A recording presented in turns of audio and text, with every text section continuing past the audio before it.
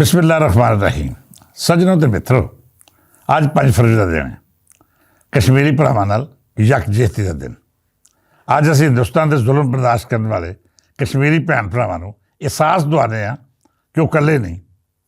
ਅਸੀਂ ਹਰ ਹਾਲ ਵਿੱਚ ਉਹਨਾਂ ਦੇ ਹੱਕਾਂ ਲਈ ਉਹਨਾਂ ਦੇ ਨਾਲ ਖਲੋਤੇ ਹਾਂ। ਸਵਾਲ ਇਹ ਹੈ ਕਿ ਕਸ਼ਮੀਰੀਆਂ ਦੇ ਨਾਲ ਇਜ਼ਹਾਰ ਯਕਜਹਿਤੀ ਦਾ ਦਿਨ 5 ਫਰਵਰੀ ਕਿਉਂ? ਅੱਜ ਅਸੀਂ ਇਹਦੇ ਬਾਰੇ ਗੱਲ ਕਰਾਂਗੇ ਅਤੇ ਨਵੀਂ ਪੀੜ੍ਹੀ ਨੂੰ ਦੱਸਾਂਗੇ ਕਿ ਜਦ ਕੋਈ ਦਿਨ ਸਰਕਾਰੀ ਤੌਰ 'ਤੇ ਮਨਾਇਆ ਜਾਂਦਾ ਹੈ ਅਤੇ ਉਹਦੀ ਕੀ ਵਜ੍ਹਾ ਹੁੰਦੀ ਹੈ। ਕੀ ਐਵੇਂ ਕਿਸੇ ਤਾਰੀਖ ਨੂੰ ਵਿਸਰਿਆ ਜਾਂਦਾ ਹੈ ਕਿ ਇਸ ਦਿਨ ਨੂੰ ਫਲਾਣੇ ਨਾਲ ਮਨਸੂਬ ਕਰਤਾ ਜਾਏ, ਜਾਂ ਫਿਰ ਇਹਦੇ ਪਿਛੋਕੜ ਵਿੱਚ ਇੱਕ ਮੁਕੰਮਲ ਹਵਾਲਾ ਜਾਂ ਸੋਚ ਹੁੰਦੀ ਹੈ। ਕਸ਼ਮੀਰ ਨੂੰ ਅਸੀਂ ਹਮੇਸ਼ਾ ਪਾਕਿਸਤਾਨ ਦੀ ਸ਼ਾਹਰਾਹ ਆਖਿਆ ਹੈ। ਇਹ ਖਿੱਤਾ ਹਮੇਸ਼ਾ ਤੋਂ ਪਾਕਿਸਤਾਨ, ਖਾਸ ਕਰ ਪੰਜਾਬ ਨਾਲ ਗੂੜ੍ਹੀ ਜੁੜਤ ਰੱਖਦਾ ਹੈ। ਸਾਡੀ ਬੋਲੀ ਵਿੱਚ ਵੀ ਕੋਈ ਬਹੁਤ ਫਰਕ ਨਹੀਂ। ਕਸ਼ਮੀਰੀ ਦੇ ਪੰਜਾਬੀ ਇੱਕ ਦੂਜੇ ਦੀ ਗੱਲ ਆਸਾਨੀ ਨਾਲ ਸਮਝ ਜਾਂਦੇ ਨੇ। ਰੀਤ ਰਿਵਾਜ਼ਾਂ ਵੀ ਕੋਈ ਜ਼ਿਆਦਾ ਤਫਰੀਕ ਨਹੀਂ। ਖਾਸ ਕਰ ਜਦ ਇਸ ਖਿੱਤੇ ਵਿੱਚ ਇਸਲਾਮ ਗਾਲਬ ਹੋਇਆ ਤਾਂ ਫਿਰ ਕਸ਼ਮੀਰੀਆਂ ਅਤੇ ਪੰਜਾਬੀਆਂ ਵਿੱਚ ਫਾਸਲੇ ਬੜੇ ਘੱਟ ਗਏ। ਦੋਵਾਂ ਖਿੱਤਿਆਂ ਵਿੱਚ ਇੱਕੋ ਜਿਹੀ ਸੋਚ ਰੱਖਣ ਵਾਲੇ ਲੋਕ ਆਬਾਦ ਨੇ। ਮਜ਼ਹਬ ਇਹਨਾਂ ਵਿੱਚ ਇੱਕ ਅਜਿਹਾ ਜਜ਼ਬਾਤੀ ਰਿਸ਼ਤਾ ਪੈਦਾ ਕਰਦਾ ਹੈ ਜਿਹਦਾ ਕੋਈ ਹੋਰ ਹਵਾਲਾ ਨਹੀਂ ਬਣ ਸਕਦਾ।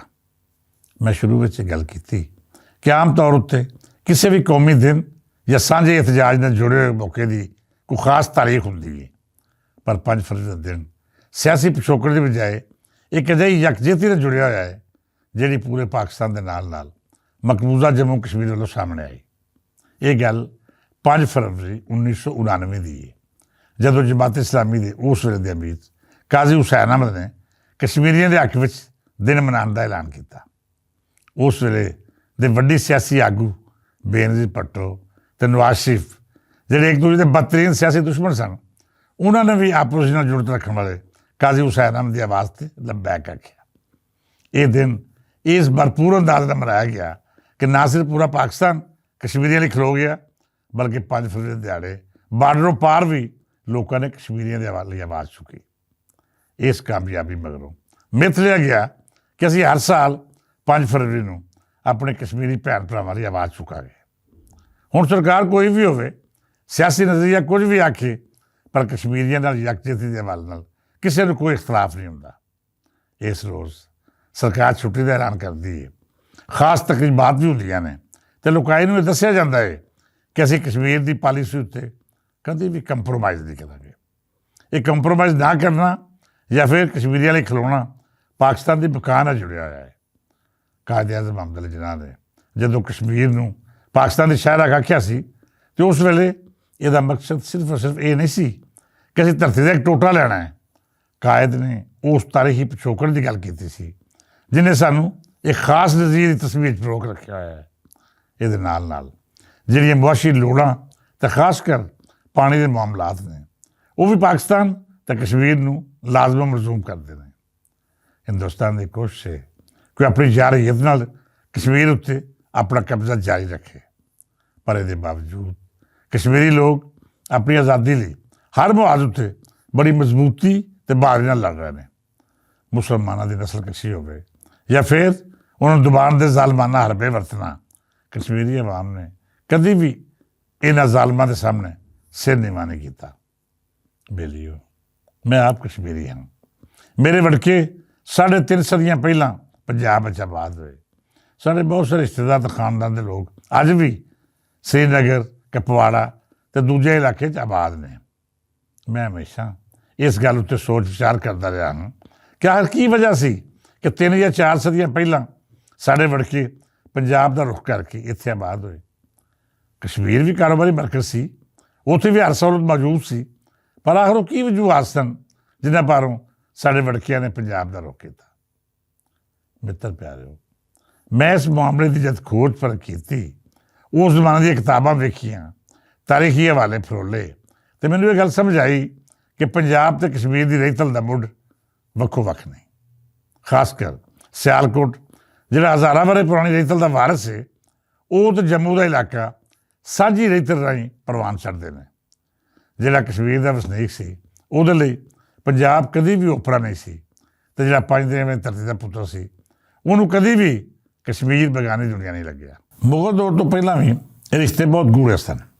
ਇਹਨਾਂ ਵਿੱਚ ਫਰਕ ਉਦੋਂ ਆਇਆ ਜਦੋਂ ਅੰਗਰੇਜ਼ ਨੇ ਪੰਜਾਬ ਅਤੇ ਕਸ਼ਮੀਰ ਨੂੰ ਵੱਖ ਕੀਤਾ। ਹਾਲਾਂਕਿ ਮਹਾਰਾਜਾ ਰਣਜੀਤ ਸਿੰਘ ਦੇ ਦੌਰ ਵਿੱਚ ਵੀ ਕਸ਼ਮੀਰੀਆਂ ਦੇ ਮੁਸਲਮਾਨ ਹੋਣ ਦਾ ਆਦਰ ਕੀਤਾ। ਕਿਸੇ ਨੂੰ ਇਸ ਵਜ੍ਹਾ ਤੋਂ ਨੁਕਸਾਨ ਨਹੀਂ ਪਹੁੰਚਾਇਆ ਗਿਆ ਕਿ ਉਹਦਾ ਧਰਮ ਮਹਾਰਾਜੇ ਦੇ ਧਰਮ ਤੋਂ ਵੱਖਰਾ ਹੈ। ਇਹ ਗੱਲ ਜ਼ਰੂਰ ਹੈ ਕਿ ਮਹਾਰਾਜੇ ਦੇ ਕੁਝ ਅੱਤਗਰਦੀ ਜਰਨੈਲ ਮੁਸਲਮਾਨਾਂ ਮੁਹਾਸਬਤ ਰੱਖਦੇ ਸਨ। ਉਹਨਾਂ ਦੀ ਸੋਚ ਕਾਰਨ ਬਹੁਤ ਸਾਰੀਆਂ ਲੜਾਈਆਂ ਵੀ ਹੋਈਆਂ, ਪਰ ਇੱਥੇ ਗੱਲ ਯਾਦ ਰੱਖਣੀ ਚਾਹੀਦੀ ਹੈ ਕਿ ਬਹੁਤ ਸਾਰੇ ਲੋਕ ਅੰਗਰੇਜ਼ਾਂ ਦੀਆਂ ਸਾਜ਼ਿਸ਼ਾਂ ਪਾਰੋਂ ਪੰਜਾਬ ਸਰਕਾਰ ਦੇ ਖਿਲਾਫ ਇਸਤੇਮਾਲ ਵੀ ਹੋਏ। ਇਹ ਲੜਾਈਆਂ ਝਗੜੇ ਹਰਗਿਜ਼ ਮਜ਼ਹਬੀ ਨਹੀਂ ਸਨ, ਪਰ ਇਹਨੂੰ ਮਜ਼ਹਬੀ ਰੂਪ ਦੇਣ ਦੀ ਹਰ ਮੁਮਕਿਨ ਕੋਸ਼ਿਸ਼ ਕੀਤੀ ਗਈ, ਜਿਹਦਾ ਬਰਾਹ ਰਾਸਤ ਫਾਇਦਾ ਅੰਗਰੇਜ਼ ਦੇ ਚੁੱਕਿਆ। ਬੇਲੀਓ, ਮੈਂ ਇਸ ਗੱਲ ਦਾ ਨਿਤਾਰਾ ਕਰਨ ਲਈ ਤੁਹਾਨੂੰ ਮੌਜੂਦਾ ਜ਼ਮਾਨੇ ਵਿੱਚ ਲੈ ਕੇ ਆਉਣਾ ਹਾਂ। ਤੁਸੀਂ ਵੇਖੋ ਕਸ਼ਮੀਰੀਆਂ ਉੱਤੇ ਜਦ ਵੀ ਜ਼ੁਲਮ ਹੁੰਦਾ ਹੈ ਅਤੇ ਉਹਦੇ ਮੋਢੇ ਨਾਲ ਮੋਢਾ ਲਾ ਕੇ ਹਿੰਦੁਸਤਾਨ ਦੀ ਧਰਤੀ ਉੱਤੇ ਕੌਣ ਖਲੋਂਦਾ ਹੈ? ਤੁਸੀਂ ਪਿਛਲੇ ਕੁਝ ਸਾਲਾਂ ਦੇ ਅਖਬਾਰ ਕੱਢ ਲਵੋ, ਵੇਖੋ ਇੰਤਹਾ ਪਸੰਦ ਹਿੰਦੂ ਸਿਆਸਤਦਾਨਾਂ ਨੇ ਜਦ ਵੀ ਕਸ਼ਮੀਰੀਆਂ ਉੱਤੇ ਜ਼ੁਲਮ ਕੀਤਾ, ਹਿੰਦੁਸਤਾਨ ਦੇ ਸ਼ਹਿਰਾਂ ਵਿੱਚ ਪੜਿਆਰਾਂ ਨੂੰ ਤੰਗ ਕਰਨਾ ਸ਼ੁਰੂ ਕੀਤਾ। ਅਤੇ ਉਹਨਾਂ ਲਈ ਸਭ ਤੋਂ ਪਹਿਲਾਂ ਸਾਡੇ ਚੜ੍ਹਦੇ ਪੰਜਾਬ ਵਿੱਚ ਵਸਦੇ ਸਿੱਖ ਭਰਾਵਾਂ ਨੇ ਗੁਰਦੁਆਰਿਆਂ ਦੇ ਬੂਹੇ ਖੋਲ੍ਹੇ। ਸਿੱਖਾਂ ਨੇ ਕੁਰਬਾਨਾ ਕੱਢ ਕੇ ਆਖਿਆ ਕਿ ਕਸ਼ਮੀਰੀ ਮੁਸਲਮਾਨ ਸਾਡੇ ਵੀਰ ਅਤੇ ਮਹਿਮਾਨ ਨੇ, ਜੋ ਗੁਰਦੁਆਰੇ ਵਿੱਚ ਆ ਗਿਆ ਅਸੀਂ ਉਹਦੀ ਵਾਲ ਵੀ ਵਿੰਗਾ ਨਹੀਂ ਹੋਣ ਦਿਆਂਗੇ। ਇਹ ਕੋਈ ਇੱਕ ਦਿਨ ਦਾ ਵਾਕਿਆ ਨਹੀਂ, ਨਾ ਹੀ ਕੋਈ ਅਜਿਹੀ ਸਿਆਸੀ ਲਹਿਰ ਜਾਂ ਤਹਿਰੀਕ ਹੈ ਜਿਹਨੇ ਦੋ ਵੱਖੋ ਵੱਖ ਮਜ਼ਹਬ ਰੱਖਣ ਵਾਲੇ ਲੋਕਾਂ ਨੂੰ ਇੱਕ ਦੂਜੇ ਦਾ ਦਰਦੀ ਬਣਾਇਆ। ਇਹ ਹਜ਼ਾਰਾਂ ਵਰ੍ਹੇ ਪੁਰਾਣੀ ਉਸ ਤਹਿਜ਼ੀਬੀ ਜੁੜਤ ਦਾ ਨਤੀਜਾ ਹੈ ਕਿ ਜਦ ਵੀ ਕਿਸੇ ਕਸ਼ਮੀਰੀ ਉੱਤੇ ਜ਼ੁਲਮ ਹੁੰਦਾ ਹੈ ਅਤੇ ਪੰਜਾਬੀ ਉਹਦੇ ਬਰਾਬਰ ਖਲੋ ਕੇ ਭਰਾ ਹੋਣ ਦਾ ਸਬੂਤ ਦਿੰਦਾ ਹੈ। ਉਂਝ ਹੀ ਕਸ਼ਮੀਰੀ ਵੀ ਆਪਣੇ ਭਰਾਵਾਂ ਦੇ ਹੱਕ ਵਿੱਚ ਆਵਾਜ਼ ਚੁੱਕਦੇ ਨੇ। ਮਤਲਬ ਇਹ ਕਿ ਤੁਸੀਂ ਕਸ਼ਮੀਰ ਅਤੇ ਪੰਜਾਬ ਨੂੰ ਵੱਖ ਨਹੀਂ ਕਰ ਸਕਦੇ। ਕਸ਼ਮੀਰ ਜੇਕਰ ਪਾਕਿਸਤਾਨ ਨਾਲ ਜੁੜਿਆ ਹੋਇਆ ਹੈ, ਜੇਕਰ ਕਸ਼ਮੀਰੀਆਂ ਲਈ ਪਾਕਿਸਤਾਨ ਲਈ ਦਿਲ ਧੜਕਦਾ ਹੈ, ਅਤੇ ਇਹਦੀ ਇੱਕ ਵੱਡੀ ਵਜ੍ਹਾ ਪੰਜਾਬ ਨਾਲ ਉਹ ਜੁੜਤ ਹੈ ਜਿਹਨੂੰ ਅਸੀਂ ਤਹਿਜ਼ੀਬਾਂ ਦਾ ਮਜ਼ਬੂਤ ਰਿਸ਼ਤਾ ਕਰਾ ਦੇ ਸਕਦੇ ਹਾਂ। ਸੱਜਣ ਪਿਆਰਿਓ, ਅੱਜ 5 ਫਰਵਰੀ ਹੈ, ਕਸ਼ਮੀਰੀ ਮਜ਼ਲੂਮਾਂ ਦਾ ਖਲੋਣ ਦਾ ਦਿਨ। ਇਸ ਦਿਹਾੜੇ ਨੂੰ ਸਿਰਫ ਇਹ ਖਿਆਲ ਕਰਕੇ ਨਾ ਗੁਜ਼ਾਰੋ ਕਿ ਸਰਕਾਰੀ ਛੁੱਟੀ ਦਾ ਦਿਨ ਹੈ।